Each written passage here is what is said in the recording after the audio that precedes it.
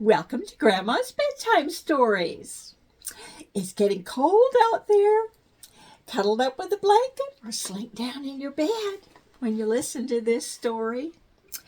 This is from the book called 1 Minute Bedtime Stories by Shari Lewis with Lan Oken, illustrated by Art Cummings. This one is called That's No Way to Do It. Once there was a farmer who decided to sell his donkey, hence my donkey. He placed his young son on the animal's back and they set off for town.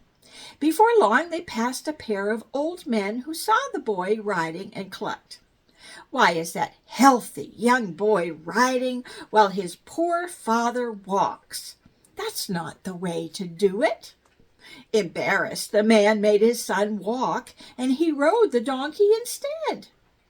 Next, they passed some women who stopped working in the field to stare.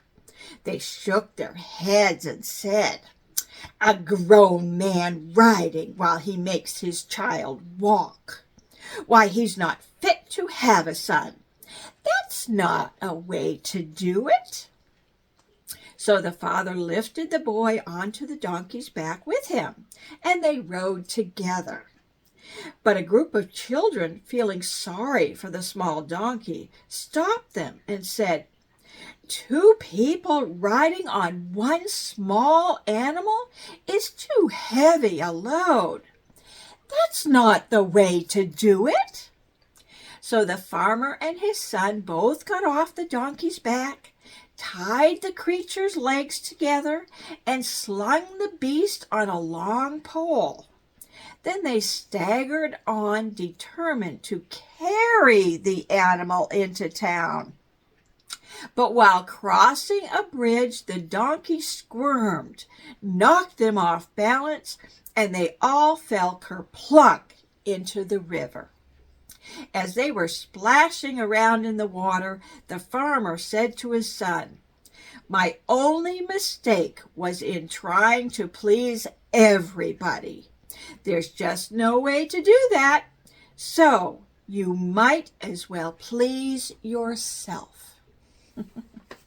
That was a fun story.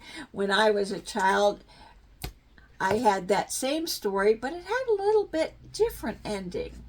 They carried the donkey to town, but the townspeople were laughing at him, and nobody would buy the donkey because who in their right mind would carry a donkey that was healthy and buy him?